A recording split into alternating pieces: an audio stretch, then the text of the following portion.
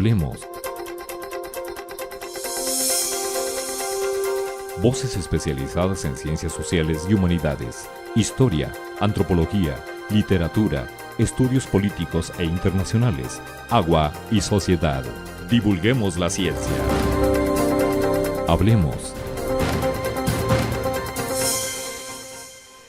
Los comerciantes, los navegantes, las rutas marítimas son elementos que van conformando la historia de un país, y en México el Caribe mexicano tiene precisamente una aportación significativa a nuestra historia. Vamos a platicar con un experto, con el doctor Luis Meseta, quien recientemente se incorporó a los investigadores, a la plantilla de investigadores en el Colegio de San Luis, y a quien le vamos a dar la bienvenida en esta primera ocasión que ha sido invitado a este espacio.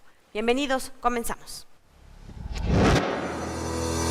Como parte de la campaña de concientización sobre la importancia de la ética en la investigación, el Colegio de San Luis realizó el pasado 23 de agosto la conferencia Razonamientos y Valores en la Investigación Científica, a cargo de la doctora Ana Laura Fonseca. El objetivo de esta charla fue reflexionar sobre cómo los valores pueden influir en la investigación académica y la importancia de ser conscientes de este aspecto. Esto debido a que existe una imagen de la ciencia libre de valores, considerándola una unidad con independencia de otras actividades.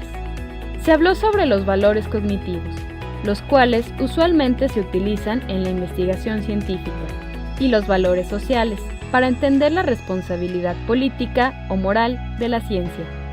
Al final, la doctora Ana Laura Fonseca mencionó que el conocimiento científico no puede ser comprendido del todo haciendo distinción entre los valores cognitivos y los valores sociales. Puedes consultar esta conferencia en nuestra página web 100% original, donde también encontrarás otros materiales relacionados con esta campaña de ética en la investigación. ¿Qué tal, amigos? ¿Cómo están? Buenas tardes para todos ustedes. Bienvenidos a este espacio desde el Colegio de San Luis.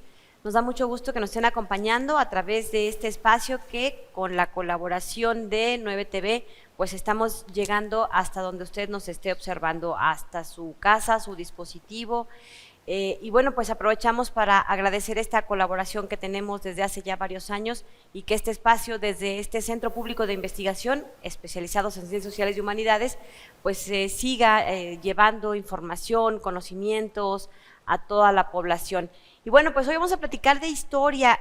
Estamos muy contentos en el Colegio de San Luis porque desde hace ya varios meses tenemos acá un investigador nuevo. Y bueno, pues viene de un contexto distinto a esta zona árida, seca, soleada, calurosa de San Luis Potosí, y viene de un lugar muy bonito que seguramente a todos nos hubiera gustado, o a muchos nos hubiera gustado nacer por aquellas tierras del sureste mexicano. Así que bueno, pues los invitamos para que se queden y charlar con nuestro invitado de hoy, a quien saludamos y presentamos en este momento. Y él es el doctor Luis Meseta, investigador del programa de Historia. ¿Cómo estás? Bienvenido. Lo voy a tutear porque, bueno, pues es muy joven, así que pues me va a dar ese permiso. ¿Cómo estás? Muchas gracias, bienvenido. Hola, Lidia, gracias por la invitación, un saludo a la audiencia. Muy contento de estar aquí en San Luis Potosí, en el Colegio de San Luis, y bueno, a tu disposición. Recuérdanos en qué mes te incorporaste al programa de Historia, y cuéntanos un poco de dónde vienes. Sí, bueno, yo me integré en marzo de este año al colegio, al programa de Historia, en la línea de conocimiento, historia económica y política. Y bueno, yo vengo de Yucatán, justamente, nací en un pueblo cercano a la ciudad de Mérida, entonces desde muy niño viví en la ciudad de Mérida, entonces pues ahí me formé, estudié y bueno, soy caribeño. El asunto de la formación, digamos, académica, ¿también la hiciste ahí? ¿Licenciatura, maestría, doctorado en instituciones también tienes un doctorado justamente en un centro público? Cuéntanos. Sí, bueno, educación básica, toda mi formación académica fue allá en Yucatán, incluso 2 postdoctorados ahí, pero bueno, sí, historiador de formación, licenciatura en la Universidad Autónoma de Yucatán, la maestría y el doctorado lo hice en el Centro de Investigaciones y Estudios Superiores en Antropología Social, el CIESAS. ¿El CIESAS? Unidad Peninsular, que tiene sede en Mérida. Y bueno, hice 2 postdoctorados, uno en la Facultad de Ciencias Antropológicas de la Universidad Autónoma de Yucatán, la UADY, y uno más en el Centro Peninsular en Humanidades y Ciencias Sociales, CEPSIS, de la UNAM, también ahí. Entonces me he dedicado a la investigación en historia y a la docencia también en historia, pero pues también abro un poquito, me extiendo en humanidades y ciencias sociales. ¿Y cómo te ha tratado San Luis, el clima? Porque bueno, pues somos un clima muy seco comparado con el clima que tienen ustedes allá en el sureste. No, adaptándome al clima, A sí, la gente, dicen que otro. somos bien sangrones, ¿no? No, no, para ¿No? nada, es un contexto distinto, seco, un clima seco. Sí, yo estoy acostumbrado pues, a la selva baja espinosa, a la cercanía con la playa, con el mar, pero me han tratado muy bien. La recepción aquí en el colegio ha sido pues muy buena. Me han integrado, digamos, al cuerpo académico y me siento muy contento ya, digamos, con toda la intención de hacer una vida aquí. Ya mi hija acaba de nacer, es potosina, entonces pues Ah, bueno, ya más arraigo ahí, ya tenemos acá una estamos paisana. ya con los vínculos, ¿no? Muy bien. Arraigándonos a San Luis Potosí, ¿no? Muy bien, doctor Luis Meseta, muchas gracias, bienvenido. Y bueno, pues a ver, entremos en materia. Tus temas tienen que ver un poco con esta investigación histórica de las élites. ¿Por qué es importante estudiar las élites? Bueno, sí, aquí ahorita en el colegio estoy haciendo un proyecto, estoy desarrollando un proyecto sobre las élites mercantiles en, digamos, esta región, macrorregión económica o espacio económico que es el Golfo de México, de Yucatán a Tamaulipas. Y bueno, la idea es hacer un seguimiento a estos grupos, ¿no? Que se dedican a los intercambios mercantiles a finales del siglo XVIII y principios del XIX. Y bueno, la idea aquí, ¿por qué me interesan las élites? Es ver, digamos, estos mecanismos, ¿no? Estas estrategias de posicionamiento, tanto económico como social y político, para que puedan, digamos, tener incidencia, influencia en la estructuración de un sistema de gobierno y un sistema económico que estén conjuntados, ¿no? Y antes de comenzar, digamos, con este trabajo, con esas nuevas líneas aquí en el Colegio de San Luis, bueno, ya tenías un vasto trabajo también de investigación. Cuéntanos un poco de qué va todo este trabajo anterior a tu llegada aquí al colegio.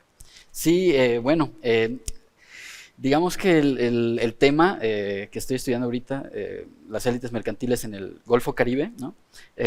Parte de unos antecedentes ya de hace varios años, donde me interesaba por el comercio y la navegación, ¿no? Digamos que ahí en Yucatán es muy, digamos, la relación con el mar es muy cercana, ¿no? Y bueno, también existe un intercambio cultural y económico en el pasado con el Caribe, ¿no?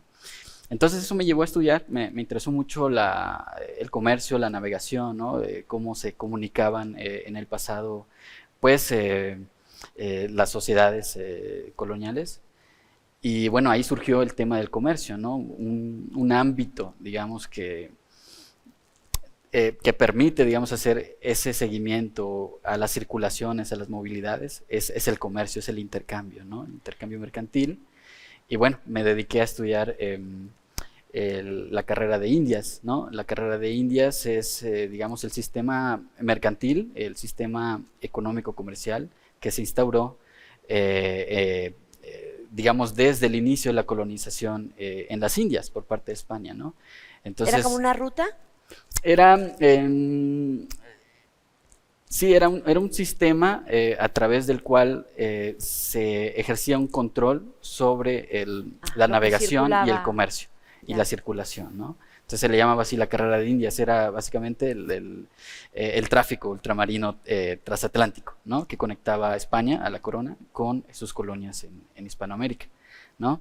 Entonces de ahí, pues bueno, se relaciona con pues el poder que fueron adquiriendo los comerciantes, los grandes mercaderes, monopolistas, primero en España, en Sevilla, y bueno, también aquí en Ciudad de México y en otros puntos, ¿no? de Hispanoamérica. Es que hoy somos lo que somos y la doctora Monroy, que es historiadora también acá en el colegio, nos ha dicho en varias ocasiones que hemos tenido la posibilidad de entrevistarla, que somos lo que somos precisamente gracias a todas estas investigaciones que nos han explicado de dónde venimos, por qué somos como somos, por qué hacemos lo que hacemos, y no se diga con todos estos antecedentes de cuando, bueno, pues éramos parte de este virreinato español. Y bueno, pues creo que todavía hay ahorita muchas familias, muchas de estas élites que explican, supongo yo, parte de ese papel. Cuéntanos un poco cuáles han sido esos hallazgos, algunos de los más importantes, ahorita regresando del corte los ampliamos, pero algunos de estos aspectos que hayas encontrado de lo que ocurría justo en estas épocas y que hoy podrían explicar lo que es Yucatán, lo que es toda esta península o todas estas culturas del Golfo. Sí, sin duda, existen, bueno, en la historia existen rupturas y continuidades, ¿no? Entonces, desde luego, vemos familias, por ejemplo, que desde el inicio de la colonización tenían un estatus, ¿no? Y es sorprendente ver cómo hasta la fecha tienen... ¿Todavía persisten esas élites, digamos, en el poder? Sí, en algunos casos sí, en otros casos hay élites que van emergiendo en cuanto a los procesos van, digamos, transformándose. Sí, claro. Van ocurriendo ciertos reorganizaciones, ¿no? Políticas, económicas. Entonces, bueno, sí sorprende, ¿no? Cómo existe esa continuidad, ¿no? Pero bueno, en el caso de los comerciantes, pues es justamente la época moderna marca como ese posicionamiento, ¿no? Como un grupo, como un sector económico de mucho poder y que se van incorporando a otras esferas, ¿no? Otras esferas también de gobierno, ¿no? Y bueno, eso es lo que justamente me llama mucho la atención, cómo se van conformando, qué mecanismos van utilizando para ascender, ¿no? Socialmente, para posicionarse económicamente. Porque aparte los comerciantes pues no eran, digamos, vistos como parte de estas clases sociales altas, cercanas al poder en automático, ¿no? Sí. Vamos a ir a una pausa y regresamos para seguir platicando de este y otros temas, qué comerciaban, por dónde navegaban. Vamos a ir platicando con nuestro invitado porque de eso le sabe mucho y le sabe muy bien. Continuamos.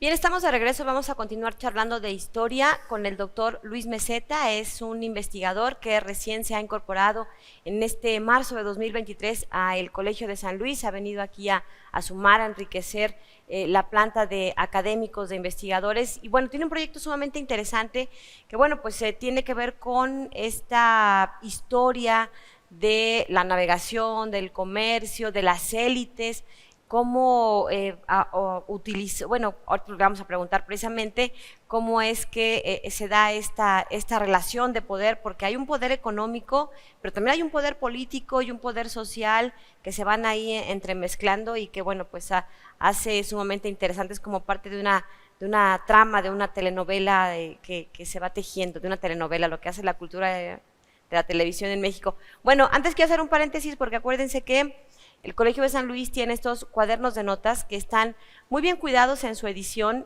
tiene una pasta dura, tienen unas fotografías de muy buena calidad y que bueno, justo estos son los de este año 2023.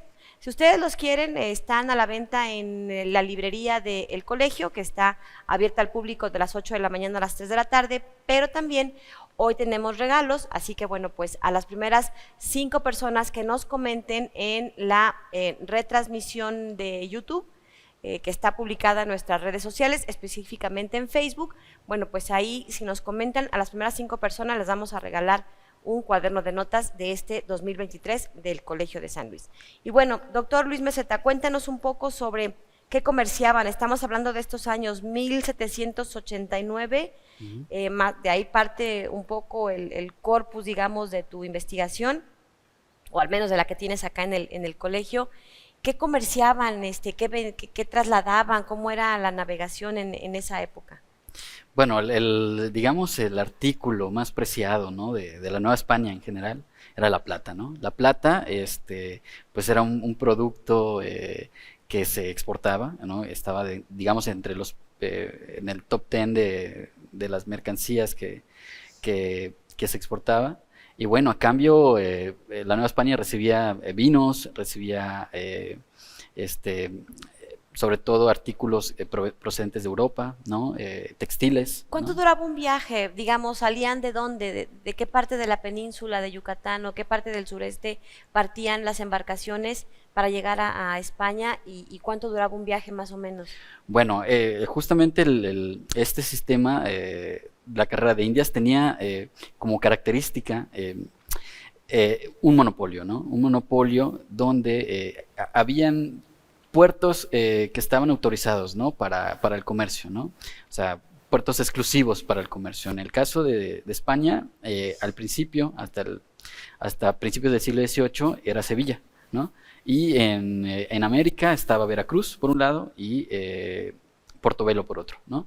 Entonces, digamos que estas eran las rutas autorizadas para el comercio hasta finales del siglo XVIII, que es el periodo que yo estudio, cuando digamos, se reforma este sistema restrictivo, ese sistema monopólico, y se habilitan otros puertos, ¿no? Empieza, digamos, este ensayo librecambista en el Caribe, con algunos puertos pues de las islas, ¿no? La Habana, en Puerto Rico también, entre otros, para que pudieran comerciar, digamos, de manera directa con los puertos españoles que también se habilitaron, ¿no? Entonces esto marca, digamos, una transformación en este sistema de navegación y de comercio que se basaba en flotas, por un lado. En ese periodo, digamos, sobre todo en el siglo XVII, estaban, digamos, las incursiones piráticas, ¿no? Entonces, pues lo más, digamos, seguro era hacer los viajes en flota, ¿no? Y con convoyes. O sea, Que era un conjunto de embarcaciones. Más o Exacto. menos, ¿cuántas iban por flota? Aproximadamente entre 28 y 30 navíos de diferente calado para el tráfico, ¿no? Bueno, en este caso con Veracruz, ¿no? En Veracruz, como parte de este sistema que beneficiaba a algunos pocos comerciantes, digamos, privilegiados, estaba la Feria de Jalapa, ¿no? Que, digamos, los comerciantes de Ciudad de México que estaban integrados o corporados en un organismo que es el Consulado de la Ciudad de México, que se fundó también pues, en el siglo XVI, pues tenían, digamos, como ese privilegio de, más bien, tenían el capital para poder adquirir esas mercancías que venían de España, ¿no? Y bueno, se comerciaban distintos artículos. De Nueva España se enviaba cacao, se enviaban tintes especialmente, y la plata, ¿no? Eran como los De Nueva España rubros para allá. de México, pues, sí, para allá. del México colonial para Europa. Ujú. Y de Europa para aquí eran hierro, te decía textiles, vinos, aceites, entre otros, ¿no? Entre otros artículos. Y solo digamos que estos grupos económicamente poderosos se trasladaban a Jalapa para comprar las mercancías recién llegadas, y era toda una ruta comercial. Entonces, Veracruz, México, o Veracruz y la capital de la Nueva España. Sí, bueno, el puerto autorizado para el comercio directo con España era Veracruz, Ujú. ¿no? Y como parte de digamos, de mantener el control y sobre todo de beneficiar a los comerciantes acaudalados de Ciudad de México, se hacía la feria en Jalapa digamos, era como el mercado oficial, ¿no? De la llegada de los productos, ¿no? Entonces, se hacía la feria de Jalapa, pero existían otros puertos secundarios, digamos, donde también se hacía el tráfico, digamos, un tráfico de cabotaje, un tráfico litoral, que incluye ya puertos de esta cadena, ¿no? ¿Cómo del cuáles? Golfo Más de o menos, México. algunos que nos Estaba puedan mencionar, Campeche, por Jaime. ejemplo. En el caso de la península de Yucatán, estaba Campeche. Campeche sobre todo, en Tabasco también, Cizal y otros puertos de Veracruz, ¿no? Eran como puertos secundarios y hacían comercio entre ellos, ¿no? Veracruz, digamos que era el punto clave, y de ahí se redistribuía. Pero esto fue hasta finales del siglo XVIII. Luego cambia y y pues ya podían, digamos, comerciar directamente estos puertos secundarios con otros puntos, otros enclaves, ¿no? El comercio tanto colonial, digamos, intercolonial, como con Europa y los Estados Unidos, ¿no? ¿Qué ocurría o qué ocurrió en ese momento para que pudieran abrirse a otros puertos, que pudieran dejar de centralizar tanto estas situaciones que permitieran estas transformaciones? ¿Qué pasó? Bueno, hubo un cambio de dinastías a principios del siglo XVIII, 1710 aproximadamente, se dio una batalla, pues conflictos, digamos, imperiales, la Guerra de Sucesión, donde pues hubo un cambio de dinastías entre los Habsburgo, que fueron los reyes entre los siglos XVI y XVII, y ascienden los Borbones. Los Borbones eran, digamos, tenían ascendencia francesa y tenían, digamos, como otra concepción, ¿no? En cuanto a sistema económico, sistema político. Y durante este periodo se fueron, digamos, reestructurándose y pensando en algunas reformas, ¿no? Y son las famosas reformas borbónicas, ¿no? De finales, o sea, que se instauran en la Nueva España a finales del siglo XVIII. Y dentro de digamos, cúmulo de reformas y de reestructuración normativa estaba el comercio, ¿no? Como un punto clave para, digamos, el fortalecimiento económico de la corona, ¿no? Entonces, ahí viene, digamos, vienen algunas disposiciones para liberar el comercio, que estaba, como te comentaba, ¿no? Estaba restringido a algunos pocos, digamos, puntos de intercambio, y en beneficio también de grupos exclusivos de comerciantes, ¿no? En Andalucía especialmente, y en algunos puntos bueno, en Lima, en Nueva España, en el caso de Ciudad de México, ¿no? Entonces, el comercio libre, digamos, como que es el parteaguas, ¿no? El parteaguas, en 1765 se instaura en las islas del Caribe, 1770 se incluye Yucatán, y bueno, y se va, digamos, o sea, poco a poco van abriéndose otros, van incluyéndose otros puertos, el caso de Santa Marta, la Luisiana, y bueno, esto va a suscitar que se amplíen los circuitos, ¿no? Los circuitos comerciales, las rutas de intercambio, y que también los comerciantes que estaban, digamos, sometidos a digamos, a una desigualdad en cuanto a condiciones para atraer, digamos, importaciones y para participar en las exportaciones, pues empiezan a tener cierta participación en el entramado marítimo comercial, ¿no? Y esto pues va a permitir que se vayan, digamos, visibilizando, ¿no? Posicionándose también su influencia económica, acumulando capital, y en el caso de las regiones, de estas regiones, el caso de Yucatán, Tabasco, Veracruz, y bueno, espacios diversos, pues vayan, digamos, fortaleciéndose como grupo de poder, cohesionándose y, digamos, generando algunas estrategias para mantenerse digamos, en el poder, ¿no? ¿Cuáles fueron los impactos que tuvo toda esta apertura, estos nuevos circuitos, estas nuevas rutas marítimo, comerciales? Seguramente cambió el mapa social, político, de poder quizá, porque bueno, pues es innegable que muchos de los destinos que se fueron tejiendo pues están influidos por este tipo de circunstancias, a partir del comercio, a partir de estas rutas de navegación, y bueno, de eso le vamos a preguntar regresando de la pausa. Les recuerdo que estamos regalando 5 ejemplares de nuestro cuaderno de notas de este 2023, y lo único que tienen que hacer es que cuando ya esté lista la retransmisión en YouTube, en Facebook lo anunciamos con un cartel digital que dice ahí que ya está listo en YouTube, y las primeras 5 personas que comenten en esta publicación de Facebook, les vamos a regalar con muchísimo gusto este ejemplar del cuaderno de notas del Colegio de San Luis. Hacemos una pausa y regresamos. El Colegio de San Luis, en coordinación con la UNAM y otras instituciones, llevarán a cabo el Congreso Internacional en homenaje a Aurelio González. Aurelio González Pérez fue especialista en literatura española, la literatura del Siglo de Oro y la literatura novohispana. Catedrático y académico mexicano, quien visitó en distintas ocasiones el Colsan y contribuyó en varios proyectos del programa de estudios literarios. El Congreso se realizará del 18 al 22 de septiembre del 2023 en la Biblioteca Nacional de México de la UNAM. Puedes consultar el programa completo en la página web del Colsan, www.colsan.edu.mx.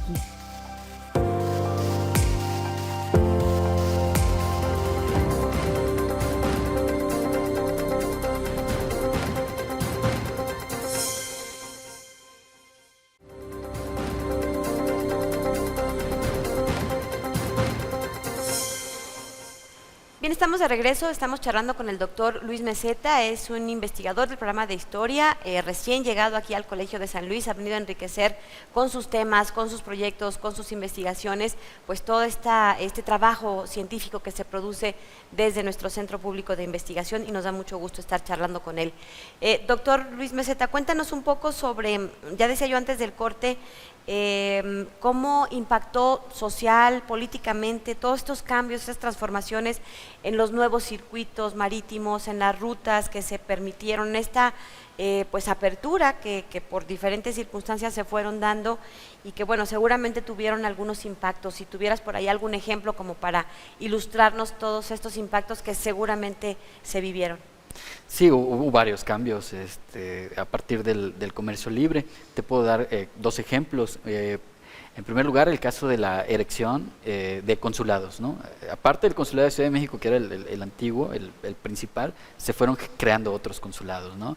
El caso de la ciudad del puerto de Veracruz es un ejemplo de cómo impactó. Esto generó, digamos, pues un conflicto, ¿no? de intereses entre ciertos gremios de comerciantes. Y bueno, en el caso de Veracruz se instauró, en Campeche se tenía pensado también hacer uno, no se pudo, pero bueno, también en Guadalajara se hizo un consulado. Entonces, ese fue ¿Qué como hacían estos consulados? los Perdón. consulados eran organismos, digamos, que agremiaban a los comerciantes más acaudalados, ¿no? De la Nueva España, de los virreinatos, ¿no? En el caso de España también, de ahí viene, ¿no? Y bueno, tenían dos funciones. Por un lado, estaba como un mecanismo para dirimir conflictos, digamos, conflictos entre mercaderes, los mismos, comerciantes, sí, o sea, mercaderes. era un tribunal mercantil. Ya. Y por otro lado también era una representación, era una junta de gobierno y tenían, pues, representaban a través del consulado los intereses del gremio, del grupo, con otras corporaciones, con la misma corona, ¿no? Entonces, eso hacía el consulado, ¿no? Agremiar a los comerciantes. Y surgieron más en otras partes. Sí, aparte de la Ciudad de México, que se mantuvo también como se tuvo hegemonía, la mantuvo hasta finales de la época colonial, pues aparecieron otros consulados, ¿no? Eso como un ejemplo, ¿no? De cómo impactó, Sí, digamos, estas reformas, digamos, comerciales. Pero también en el caso, más específicamente hablando de comerciantes, de los agentes, un ejemplo puede ser en el caso de Yucatán, por ejemplo. En Campeche era muy común, como tenían, digamos, una vocación portuaria, comercial, desde inicios de la colonia, fue común que los comerciantes formaran parte o conformaran parte del cabildo, ¿no? Del cabildo, del cuerpo de gobierno local. Exacto. Entonces, en el caso de Mérida no. El caso de Mérida, como no habían, bueno, en Yucatán no había minas, ¿no? Y lo que sí había eran muchos indios. Ahí sobrevivió por más tiempo el sistema de encomiendas, ¿no? Entonces, el sistema de encomiendas pues permitía a la sociedad colonial, a los españoles, pues extraer los productos de la tierra, ¿no? A través de los tributos, a través de los repartimientos, que eran mecanismos coloniales, ¿no? Para la extracción, que luego comerciaban, ¿no? Pero en el caso de Mérida era muy no era tan común que un comerciante formara parte de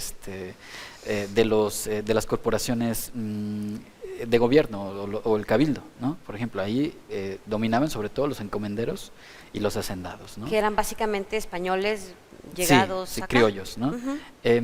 Pero con el sistema de comercio libre, poco a poco, digamos, los comerciantes de Mérida fueron fortaleciéndose y ocupando, digamos, puestos políticos locales, ¿no? Y el caso de Mérida es emblemático porque durante la Constitución gaditana, durante, digamos, estos cambios de ruptura o durante la crisis del orden colonial, apostaron por el constitucionalismo gaditano, los comerciantes de Mérida, y eso les permitió que durante los primeros, cuando se conformaron los primeros ayuntamientos constitucionales, varios de ellos... A partir de la Constitución de Cádiz. Sí, a partir de los influjos de la Constitución de Cádiz y cuando se instaura, varios de estos comerciantes que eran, digamos, adeptos a estas ideas, digamos, liberales, formaran parte de los primeros ayuntamientos de Mérida. O sea, era algo que no... que era pues una novedad, ¿no? Para ese caso, ¿no? Entonces vamos viendo, ¿no? Cómo estas configuraciones, digamos estas reformas comerciales, digamos las coyunturas propias del crisis del orden colonial, posteriormente, digamos también los influjos de las insurgencias, pues fueron, digamos, reconfigurando, ¿no? A la fueron sociedad, ahí acomodando a la los sociedad. grupos sociales y el poder que tenían. Exacto, ¿no? Y en el caso de los comerciantes, pues es algo que le he dado seguimiento y hay ejemplos de eso, ¿no? Era medio clasista el asunto entonces, a los comerciantes los veían como menos ¿o qué? Bueno, No los dejaban penetrar tan fácil o escalar tan fácil. no en posiciones de necesariamente, poder. sino que era una cuestión tradicional, digamos, ¿no? Así se usaba. Que ocuparan los puestos, los encomenderos y los hacendados, ¿no? En principio porque digamos que la sociedad colonial en Yucatán, y sobre todo en Mérida, digamos, respondía a ese tipo de configuración social, ¿no? Donde, digamos, la sociedad encomendera imponía a los patrones, ¿no? Y Claro, porque imponía eran un los que estatus. venían, digamos, directo de España. Y correcto, y bueno, y la continuidad que se dio, o sea, eran descendientes de los primeros conquistadores, ¿no? Entonces, pues eso les daba, digamos, un estatus frente a los resto. demás, ¿no? En muchos casos eran hacendados, ¿no? Eran propietarios y también se dedicaban a las actividades mercantiles, pero no se autoadscribían como comerciantes, ¿no? Eso empezó a cambiar a finales del siglo XVIII, cuando ya, digamos, como principal actividad económica era el comercio, ¿no? Y pues ya se asumían como comerciantes, y pues eso, digamos, que refleja el nivel de, pues de impacto o de influencia que tuvo estos cambios, ¿no? A nivel normativo en el comercio. Al principio, ¿qué perfil tenían los comerciantes, los mercaderes? ¿Cómo eran? ¿Quiénes eran los que se dedicaban a esto? Dependiendo de la zona, de la zona, ¿no? sí, claro. Del espacio, en el de la sureste, región. digamos. En el caso de Yucatán, existían en el caso de Campeche existían los intermediarios, ¿no? Personas que venían de fuera, que venían de España, digamos, puertos de gran tradición mercantil y se establecían ahí o iban de paso, ¿no? Entonces ellos dominaban los intercambios entre Campeche, digamos Yucatán, Campeche, puerto principal, con otros espacios, ¿no? De Nueva España y del Caribe y de Europa, ¿no? Pero en el caso de Mérida, por ejemplo, quienes asumían esas actividades mercantiles, digamos que durante el siglo XVI, XVII, hasta la primera mitad del XVIII, eran encomenderos, hacendados, incluso funcionarios, ¿no? Funcionarios quienes asumían ese rol de comerciantes, ¿no? Entonces, un encomendero podía ser hacendado y comerciante a la vez, ¿no? Eso sí funcionaba, ¿no? Funcionaba así, ¿no? Entonces, podían serlo quienes tuvieran, digamos, como el capital, ¿no? Para poder invertir, ¿no? Digamos, en la consignación de mercancías que enviaban, ¿no? De España, de La Habana, diferentes puntos, ¿no?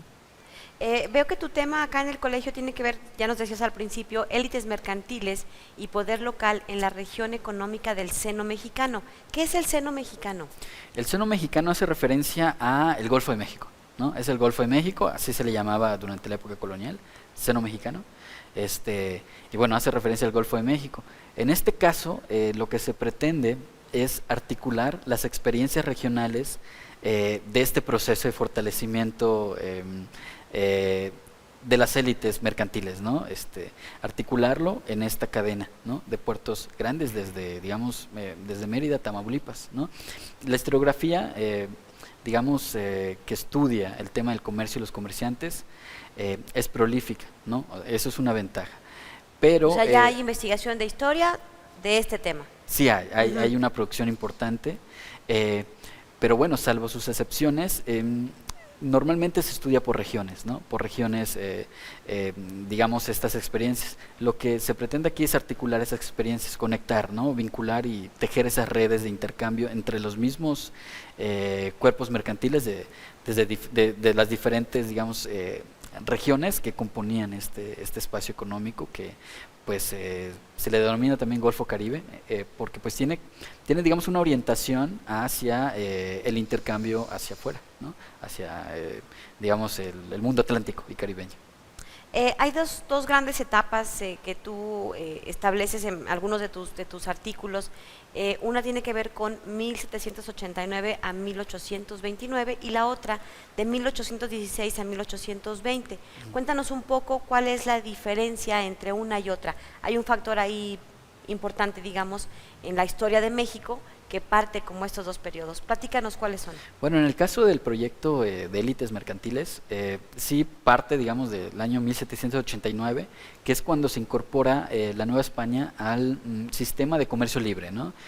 Forma parte ya del reglamento de comercio libre que se instauró en 1778, pero la Nueva España pudo, digamos, insertarse a ese sistema a partir de 1789, ¿no? Entonces, por eso, digamos que Hay parte, digamos, y luego se atraviesa, pues, ¿qué? La independencia, ¿no? El movimiento de insurgencia. Sí, no, atraviesa varios temas, ¿no? Varios procesos, varios cambios, para empezar la crisis del orden colonial, las guerras, los bloqueos, ¿no? Que hay, las guerras navales de la época, finales del siglo XVIII, la invasión napoleónica, la concesión de Cádiz, las insurgencias, ¿no? Atraviesa un periodo, digamos, efervescente en cuanto a conflictos imperiales, ¿no? Y a desestructuración como tal del sistema monárquico, ¿no? Español y monárquico europeo en general. Vamos a hacer una pausa y regresamos para cerrar esta charla que a mí se me fue como agua. Tenemos que comprometerlo públicamente para que regrese pronto y nos dé otra entrevista, porque además tiene, bueno, aparte de estos aspectos que ya hemos platicado, ya al final de la entrevista les voy a decir otro tema que maneja y que maneja muy bien y que tiene que ver con la historia desde las nuevas tecnologías, desde lo que está ocurriendo justo ahora en pleno siglo XXI. Continuamos.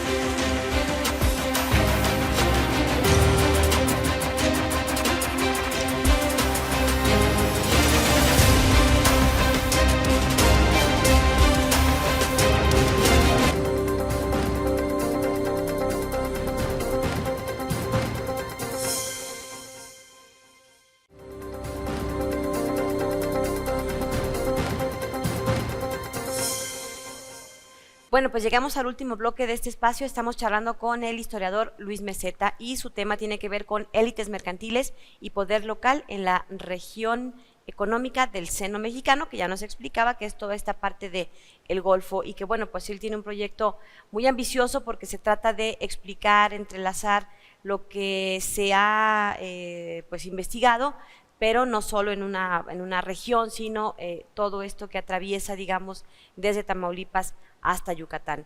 Estas élites mercantiles pues se fueron incrustando y fueron escalando en asuntos políticos, me imagino yo, pero no me lo quiero imaginar. Mejor cuéntanos tú cómo fue esta relación y estos impactos en el tema político, porque indudablemente lo económico y lo mercantil generan riqueza y la riqueza pues genera poder.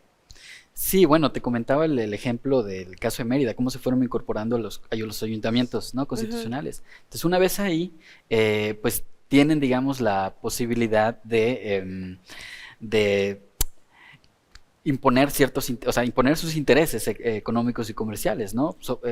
Por ejemplo, para configurar o para estructurar una reglamentación aduanera, ¿no? que fue como uno de los grandes intereses, aunque tuvieron participación o dirimían sobre temáticas distintas, ¿no? Por ejemplo, la educación, que pues eran, digamos, tenían esa cercanía, ¿no? Eran letrados en muchos casos, entonces tenían esa cercanía con las ideas liberales. Y bueno, en el caso de Mérida que te comentaba, los centros constitucionales, pero bueno, en Veracruz, por ejemplo, era muy común que un comerciante fuera también un cabildante, ¿no? Entonces, digamos, entrecruzaban pues esos intereses, ¿no? Debido al poder político, económico que habían alcanzado, pues era, pues digamos, fácil que pues, se pudieran incorporar, ¿no?, a estos sectores. Todavía persisten algunos elementos de estas épocas que hoy se puedan observar en la dinámica social, cultural o histórica de estos comerciantes, de estos navegantes, de esta naturaleza que seguramente marcó a las haciendas yucatecas, no sé, algún vestigio todavía. En el caso de los comerciantes, sí existen, digamos, ciertas estrategias, ciertos mecanismos para, pues, digamos, mantenerse en el poder, para cohesionarse. Y uno de ellos, por ejemplo, fue digamos, unas prácticas endogámicas, yo le llamo endogamia sectorial. Se casaban entre ellos mismos, entre los comerciantes, casaban a sus hijas con los hijos de otros comerciantes, con el fin de, digamos, fortalecer, ¿no?, su poderío, su presencia. Sí, y también las rutas, ¿no? Los accesos a los mercados exteriores, ¿no? Entonces, digamos, como que se fortalecían. O sea, eran como dueños de cierta ruta y nadie más podía comerciar en esa ruta. No, más bien fortalecían los intercambios, ¿no? Con sus socios ya. comerciales de otros puertos, lugares. ¿no? Entonces, era muy común y es una práctica, pues, que se ha extendido, ¿no? Se extendió en el siglo XIX. Lo podemos encontrar, ¿no?, en la actualidad, digamos, esa manera de, como las élites, digamos, son excluyentes, ¿no? Son, pues, digamos, muy cerradas, ¿no? Muy Todavía cerradas, la sociedad de ciertos y aspectos. tienen ese tipo de prácticas, de mecanismos para, digamos, consolidar su fortuna, consolidar su poderío, ¿no? Y pues es un mecanismo que podemos, digamos, observar en esa época, a finales del siglo XVIII, desde antes y todavía, ¿no? Sí, todavía hasta la actualidad. De manera así muy rápida, antes de despedirnos, cuéntanos un poco sobre qué papel jugaba precisamente en este momento de guerras, enfrentamientos, porque bueno, efectivamente hay un periodo en donde incluso en la época de del movimiento de independencia, hasta uno pensaría que no tenía nada que ver los barcos, como por qué Sí. o para qué, pues si la guerra estaba por acá en tierra, tuvo un papel importante también en esta parte, ¿no?, de la historia mexicana. Sí, en el caso de las insurgencias marítimas, Ajá, creo que me estás preguntando. Sí, bueno, normalmente la historia nacional nos ha enseñado, digamos, el Grito de Dolores, digamos, Sí, yo me lo imaginaba que en el Bajío la guerra y nada más. Sí, la historia nacional, pues nos ha enseñado, ¿no? Digamos, esa perspectiva, una perspectiva centralista, digamos, respecto a los acontecimientos bélicos de las insurgencias, de los movimientos insurgentes. Pero digamos que las independencias hispanoamericanas es un proceso muy amplio, muy complejo, que se extendió, ¿no?, geográficamente a espacios muy amplios, ¿no? ¿También los puertos? Y en el caso de las, digamos, los contornos de los territorios, pues, que estaban en disputa, pues existió también una insurgencia marítima, o sea, una insurgencia que se dio en el entorno marítimo, ¿no? Y que no se le ha prestado mucha atención, o sea, se le ha investigado, pero no tanto, ¿no? Y bueno, aquí tenían, digamos que es importante, es relevante, porque en este escenario marítimo se tejían las relaciones, los vínculos entre distintos grupos distintos sectores y distintas colonias, incluso imperios, ¿no? Que estaban inmiscuidos en estos procesos revolucionarios, ¿no? En el caso de la insurgencia marítima estaba, digamos, relacionada con la piratería, con los corsarios también, y pues aquí se puede dar el caso, el ejemplo de Francisco Javier Mina, que se fortaleció, ¿no? En su expedición de ayudas, de apoyos de las islas caribeñas para digamos, armarse, ¿no? Armar sus... O sea, ¿le traían armas de las islas del Caribe? Más bien, quienes estaban, digamos, en esta causa, iban a las islas y solicitaban apoyo en armamento, en pertrechos, en hombres, ¿no? Para nutrir estas insurgencias, ¿no? Estas causas, ¿no? Digamos que eso fue parte del paso de la independencia o del movimiento de insurgencia, tuvo un papel también significativo a través de estas rutas marítimas. ¿Qué otro elemento se estaba jugando en el movimiento de la independencia desde los puertos? Porque son puntos estratégicos finalmente. Sí, bueno, trasciende, ¿no? Esto lo que nos dice es que trasciende, ¿no? Las fronteras tradicionales de indagación. El caso que de... no todo fue el grito de Dolores o la batalla de Acatita de Baján o estas cosas que nos han enseñado, ¿no? Que son importantes, pero existió un cúmulo más de situaciones, de experiencias que van más allá, ¿no? De lo que nos ha enseñado la historia oficial, digamos, ¿no? Y bueno, pues sí, desde luego los puertos eran importantes, ¿no? En ese entramado. ¿Por qué se volvían tan importantes en esta etapa de guerra? En el caso, por ejemplo, de los bloqueos, ¿no? Los bloqueos marítimos, pues impedían la circulación de mercancías y por tanto del abastecimiento. ¿Quién bloqueaba? ¿De dónde a dónde? ¿Qué se bloqueaban, digamos, los caminos, tanto realistas como insurgentes, ¿no? Para, digamos, bandos. impedir, ¿no? Impedir, en este caso, pues que existiera pues esa circulación de armas, de hombres, de provisión, ¿no? En los reductos, ¿no? Que se estaban defendiendo.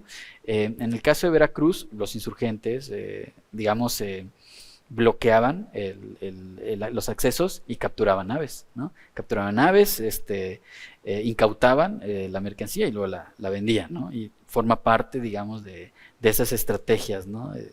En cuanto a la incursión de estos movimientos libertarios en el ámbito marítimo. ¿Por qué Francisco Javier Mina tenía estos vínculos allá en el sureste y esta facilidad de andar ahí con sus aliados en las islas del Caribe?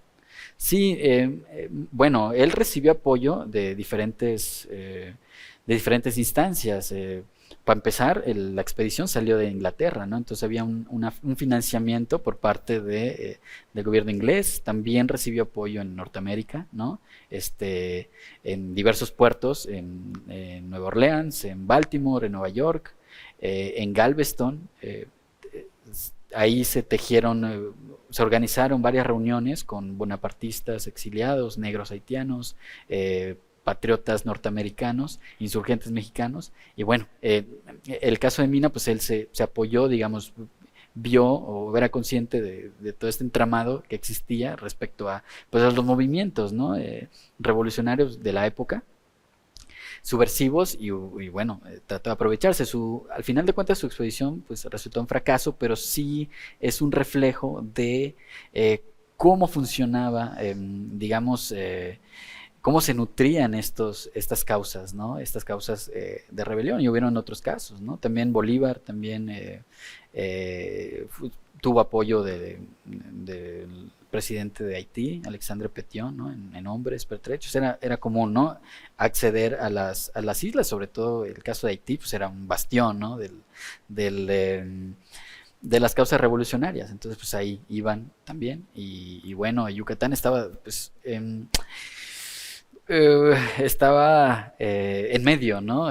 Geográficamente, pues de todo este entramado, y por supuesto que llegó parte de esta insurgencia marítima, y hay ejemplos documentados. Bueno, pues sin duda es un tema que no podemos agotar en un solo programa. Te queremos invitar. ¿Aceptarías una nueva invitación? Sí, desde luego. Bueno, Claro. porque además tiene un tema de historia digital, que es el que les comentaba hace un momento y que, bueno, pues seguramente tendremos oportunidad de abordarlo en una ocasión posterior. Doctor Luis Meseta, muchas gracias por habernos acompañado. No, gracias a ti, Lidia, un placer. Bueno, pues ya nos vamos, gracias, pásela bien, hasta la próxima.